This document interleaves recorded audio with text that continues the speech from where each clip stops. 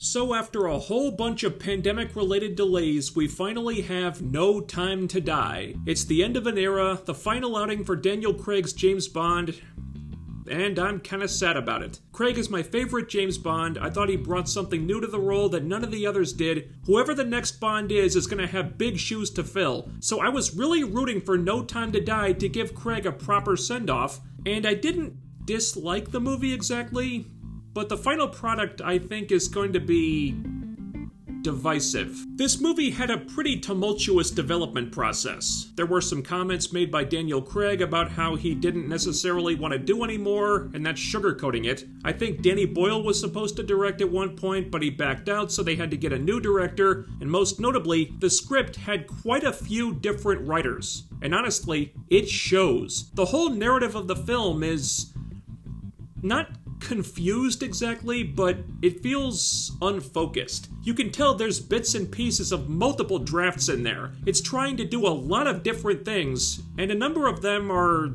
strangely inconsequential. Like, there's all these side plots and side characters and side missions that seem important when they're introduced, but don't really add up to that much and just kind of peter out. For example, there's a subplot with M that seems very critical to the story at first, but only lasts for maybe 3 or 4 scenes, and then it just disappears and doesn't seem to matter after that. There's this side mission in Cuba where we meet Ana de Armas's character. She's there helping out for 15-20 minutes, and then she's gone, which sucks because she was great. One of the best things in the movie. I wanted her to be the main Bond girl in this film, but the story is more focused on the returning Madeleine Swan and the new 007, Nomi. And I'll get to Madeleine in a minute, but Nomi's another weird one. A lot of us were very concerned about this character when she showed up in the trailers, that she was gonna be the strong, independent woman who don't need no man and put Bond in his place. And not for no reason, that sure is what it looked like. When the movie starts, Bond is retired, so Nomi has taken over the 007 designation, something she takes great joy in needling Bond about at every opportunity. Her attitude is very much, "You're old news, Bond, I'm the new hotness, I'm 007 now, I'm better than you ever were, and that must really grind your gears. I bet it's eating you up inside, isn't it? Well, too fucking bad." And then she spends about half the movie trying to egg him into a game of one-upmanship because she really, really wants to beat James Bond in a dick measuring contest. Good luck, lady. You'll fucking need it. But what makes this not as irritating as I thought it would be is that this attitude of hers is never justified or validated because Bond doesn't do anything to deserve it. He doesn't act hostile or uncooperative with her, really. He's open to working with her if it helps the mission, and if he goes against her, it's only because she provoked him first in her efforts to punch him in the ego. And he finds the whole thing mildly annoying, maybe, but it never really goes beyond that. And more often than not, when she tries to one-up him, Bond is the one who comes out on top anyway. So Nomi's issue with him isn't presented as a Bond problem, it's a Nomi problem. But this is another one of those plots that doesn't amount to that much, because she slowly grows to respect Bond, she stops being petty, drops the arrogance, gains some humility in kind of an unceremonious way, without incident, and nothing much is really made of the whole thing. Frankly, it all felt a bit tacked on, and made me wonder why this character even existed, except to get some more representation on the screen and to show that the 007 title had a successor out there. But if you ask me, they could have just combined Nomi and Ana de Armas's character into one and just streamlined the whole thing. So when you consider all the different characters and plots and story threads they're trying to wrap up, this movie feels very crowded. One thing all the writers seem to agree on, though, is that they needed to make this the culmination of the entire Daniel Craig era. That's why there's all these callbacks to previous films and old characters returning. Spectre, Felix Leitner, Madeleine Swan, Blofeld. There are references to Vesper and Judi Dench's M. Some of these are pretty effective and resonate well, while some of them feel unnecessary and inflate the runtime more than you might want them to. Like, the entire mission in Cuba seems to only be there so they could bring Felix back for a little while. So that's maybe half an hour of runtime that they probably could have cut without too much trouble if they they just moved a couple story beats around, but someone felt they needed it because they had to wrap up Felix and introduce a way to bring Blofeld back and wrap him up so they can then move on to the actual villain of the film, and there's a bunch of other stuff like that too. The good news is, while this does make the movie well over 2 hours, the pacing is good enough and it avoids meandering enough that I didn't mind so much. There are some long movies that feel like long movies. This didn't feel that long. It definitely could have been shorter, but the runtime didn't bother me. Now, what I do think will bother people is what's done with Bond in the film. And it's a little complicated because to explain this, we have to understand the difference between the Daniel Craig Bond era and all the others. Because the Daniel Craig films have been serialized in a way that the others weren't. With previous Bonds, you might have seen various elements carry over from one film to another. You might see a character from a previous film return sometimes, but generally the movies were more self-contained than we're used to seeing these days. At least the ones I saw were. Granted, I haven't seen all of them. And when you're doing standalone stories like that, it's harder to develop the Bond character over a long period because you might not have a plan for where he's going, where you want him to end up, and to a certain extent, he kind of remains static. Maybe not completely, but it does mean that there are traits he has, Bondisms if you will, that are just always there, and over time they became staples of the character that fans just expect him to have now. Like, you expect Bond to hook up with a new gorgeous Bond girl or girls in every film. It's just what he does, because he never developed out of that. But the Daniel Craig era has been different in that it's been less about self-contained stories and more about one continuous story from beginning to end. That's why this film feels so crowded, because they're addressing a lot of story threads and a lot of characters, some of which have been a thing since Casino Royale. And if you're telling a long-form story, it can make the payoffs for things like this that much more satisfying when they're done well. But the caveat is, because you're telling one big story as a continuous narrative and giving Bond a complete arc from start to finish, you now have to develop the Bond character from A to B to C to D instead of letting him stay more or less the same. Which means that all those Bondisms that fans have come to expect, like him constantly betting new women and stuff like that, those aren't staples of the character anymore. Now they're things that Bond has to eventually grow out of. And if you're a Bond traditionalist who expects a Bond movie to have all those things because that's just who Bond is, there's a lot of stuff in this movie you're probably not gonna like. And it all leads to an ending that is gonna be very divisive in the fandom. I think a lot of longtime fans are gonna be turned off by this. Newer fans may appreciate it more. I'm somewhere in the middle. I think it's fitting in terms of being the ending of a story and a character arc, but by the end of that arc, the character doesn't really feel like Bond anymore. So I'm really torn on this. I'm not sure how to feel about it. Many of the classic traits people know him for have kind of been left behind at that point, and he seems like a different person now. And I'm not saying it doesn't make sense for the Daniel Craig incarnation, but for James Bond as an entity, some people may take it as a betrayal of the character,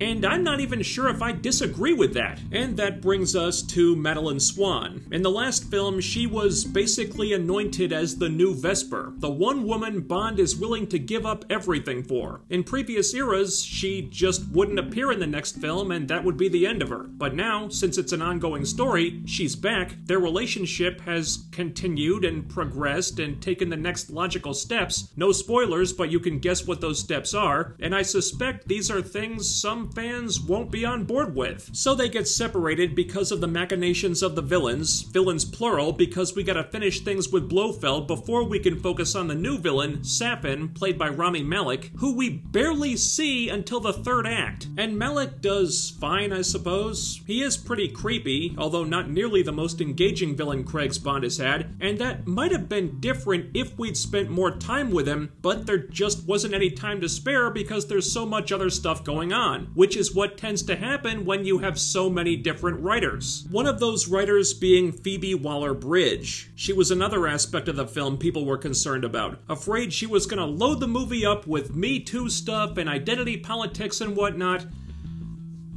And there is some of that in there. there are two bits that really felt like they came from her. There's a particular line said by a white scientist to the black Nomi that stuck out like a sore thumb. Also, there's a new development with Q that felt like a Phoebe Waller-Bridge contribution. You'll know it when you see it. It's not egregious or anything, but it's worth pointing out, I think. And then there's Bond's entire arc here, with the ending that very much feels like they were trying to cast away some of the traditional Bond tropes that might be too toxically masculine by today's standards and turn him into something else. I don't know if that was due to Phoebe Waller-Bridge or not, but her influence is felt in the movie. But don't take that to mean the movie's a complete disaster. That would be overstating things. It's well directed, and it's not like they drained all the testosterone out of it. They didn't. Bond is still a badass, the action scenes are great, Craig is still throwing himself into these things head first, and even though he's getting older, he's still really good at them. There's one sequence in a stairwell, all done in one shot, no cuts, that might be one of the best action scenes in any of the Craig movies, and it looked like he did it all himself. It's pretty damn impressive, so I don't think action junkies will be disappointed. So overall, I'm mixed on No Time to Die. Despite some comments he's made, Daniel Craig does not slack off here. He still puts in the work, and if there are issues with the character in this final outing, it's not because of him. The stuff I was concerned about turned out to not be that bad, but then there were other things that a lot of people may just not want to see in a Bond movie. And in trying to cover so much, some things do get lost in the shuffle. They didn't seem to know what to do with Moneypenny for most of it, another consequence of Nomi being a thing, and M is little more than a spectator once his subplot disappears, so while there are some rewarding payoffs, there are also drawbacks to the movie having so many balls in the air. But I do think it's a good final film for a Bond era, in that they knew it was going to be the last one, so they worked hard to wrap up as much as they could, even if some of that might have been unnecessary, and put a definitive period on it. Love this film or hate it, this feels like an ending. But that ending is what's going to divide the audience. It could be fitting for Daniel Craig's James Bond, it's just not an ending that a lot of longtime fans of the James Bond franchise are going to like. Some fans are going to hate this movie, and I get that. I'm conflicted about it too. But despite the issues I have, I think there's enough good here to make it a respectable entry for Daniel Craig's 007 to go out on, even if it may be a sign that the franchise could be heading in a direction that may alienate the people who got it to the dance. Thanks for watching. If you liked or hated this review or this movie, let me know in the comments. Ding the bell icon and follow my social media so you'll always know when I upload new stuff. I also have a live streaming channel, all the links are down below. And most importantly, don't forget to thumbs up the video, share, subscribe, and make sure you're still subscribed, because what really deserves to come to a definitive fucking end is the YouTube algorithm. That's all for now, but I'll be back with more soon. So stay tuned for that, do all the YouTube things, and I'll see you next time.